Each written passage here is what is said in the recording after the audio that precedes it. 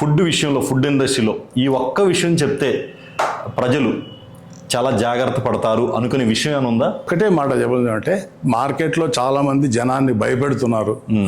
అది చెడ్డది, ఇది చెడ్డది, అది తినకూడదు, ఇది తింటే మీరు రేపే చచ్చిపోతారు, ఇట్లాంటివి.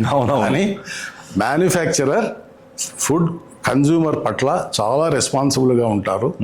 వాళ్ళకు కూడా రెస్పాన్సిబిలిటీ ఉంది వీళ్ళ హెల్త్ పట్ల. కాబట్టి మంచి బ్రాండెడ్ ప్రోడక్ట్స్ ఎంతో తరో హోంవర్క్ చేసి కానీ ప్రోడక్ట్లో మార్కెట్లో లాంచ్ చేయరు. కాబట్టి ధైర్యంగా అవన్నీ తినొచ్చు. తర్వాత ప్యాకెట్ మీద ఇన్స్ట్రక్షన్స్ అన్ని తరోగా చదవాలి. వాడు ఎట్లా స్టోర్ చేయమంటున్నారు, ఎట్లా యూజ్ చేయమంటున్నారు, ఎట్లా కుక్ చేయమంటున్నారు చదివి వాళ్ళు చెప్పిన విధంగా ఫాలో అయ్యి చేస్తే అసలు ఏమి ఇబ్బంది లేదండి. కంఫర్టబుల్గా మంచి బ్రాండెడ్ ఫ్రూట్స్ అన్నీ కూడా తినొచ్చు. ఓకే సార్, మీరు చెప్తున్నారు ఇప్పుడు ప్యాకింగ్ ఫుడ్ అని తినొచ్చు అని. అంటే మామూలుగా ఫుడ్ మంచిదై ఉండొచ్చు, కానీ ఆ ఫుడ్ ప్యాక్ చేసే విధానం ప్లాస్టిక్లో జరుగుతుంది.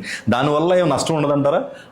అది ఎట్లా అంటే ఎంతైనా కూడా అండి, ప్లాస్టిక్లో ప్యాక్ చేసిన ఫుడ్ అనేది ఎంతో కొంత ప్లాస్టిక్ మైగ్రేషన్ అనేది ఫుడ్కు జరుగుతుంది. ఓకే. పోతే అక్కడ ఏమంటే వేరియస్ ఫ్యాక్టర్స్ మనం చూడాల్సింది.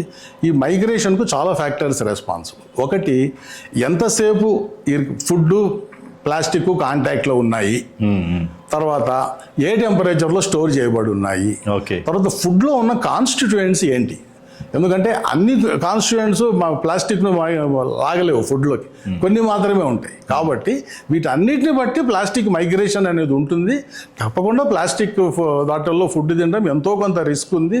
సాధ్యమైనంత వరకు ప్లాస్టిక్ లేకుండా ఉన్నా కూడా సాధ్యమైన తక్కువ టైంలో ప్లాస్టిక్లోంచి తీసేసి ఇంట్లో స్టెయిన్లెస్ స్టీల్ గిన్నెల్లో కానీ అట్లా వాటిలో పెట్టుకొని మళ్ళీ వేడి చేసుకొని తినడం అనేది it's a very very safe procedure.